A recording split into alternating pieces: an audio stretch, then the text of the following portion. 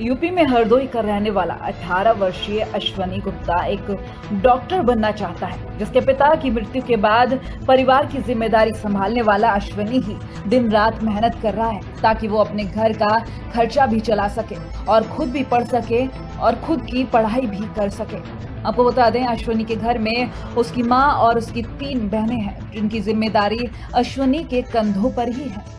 अश्वनी दिन में चाय और रात में पढ़ाई करता है ताकि वो अपने सपनों को साकार कर सके और एक अच्छा डॉक्टर बन सके।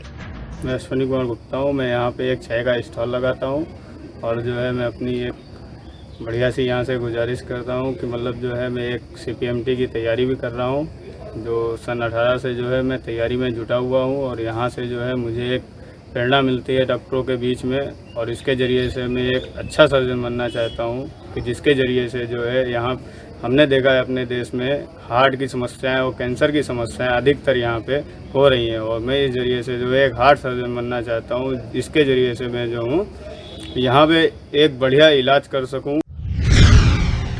यूपी के हरदोई में बिलग्राम के परसोला गांव में 2 युवकों की गंगा स्नान करते समय नदी में डूबने से मौत हो गई। डूबने वाले 22 वर्षीय अंकित और 16 वर्षीय अभय दोनों ही युवक चंडीगढ़ की एक फैक्ट्री में काम करते थे और छुट्टी पर घर आए हुए थे। घटना की सूचना मिलते ही मौके पर पुलिस पहुंची और गोताखोरों की मदद से दोनों युवकों की तलाश की जा रही है। ये बिलग्राम थाना अंतर्गत हमारे गंगा नदी वहाँ से बहती है, जहाँ पे 2 लड़के जो 20-22 साल की उम्र के थे, अंकित और एक अभय, दोनों नहा रहे थे और नहाने के दौरान उनका पैर फिसला और नदी में डूब गए। गांव वालों ने काफ़ी देर तक तलाश करने की कोशिश की, फिर पुलिस को सूचित किया। पुलिस भी मौके पर तलाश कर रही है, गोताखोर भी मौजूद हैं।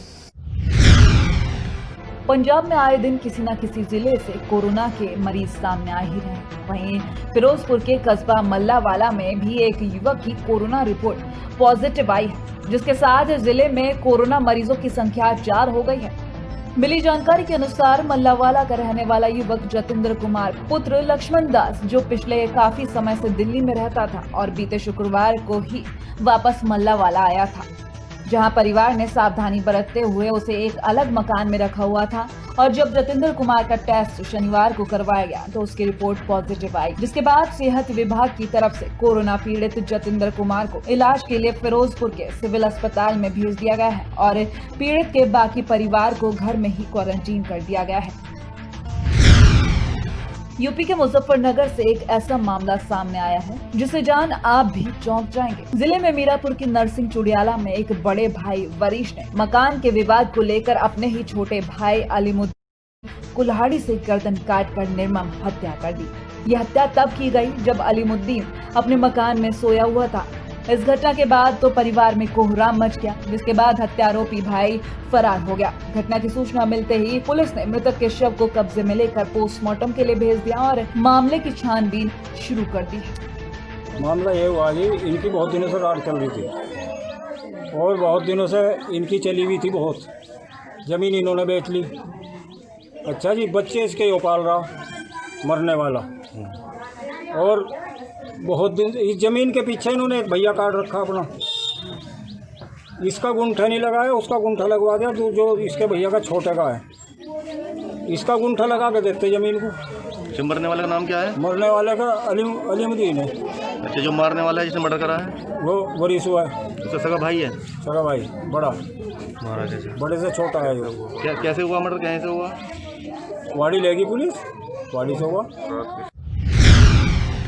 यूपी में बहराइच के महसी तहसील में राजी चौराहा के मुख्य मार्ग पर हल्की बारिश से इतना जल भराव हो गया कि राहगीरों का निकलना दूभर हो गया है। जल भराव की वजह से आए दिन यहां पर दुर्घटनाएं होती रहती हैं। आपको बता दें कि पानी निकलने का कोई रास्ता नहीं है, जिससे रोड पर पानी और कीचड़ जमा है, लेकिन प्रशासन का इस ओर कोई भी ध्यान नहीं है।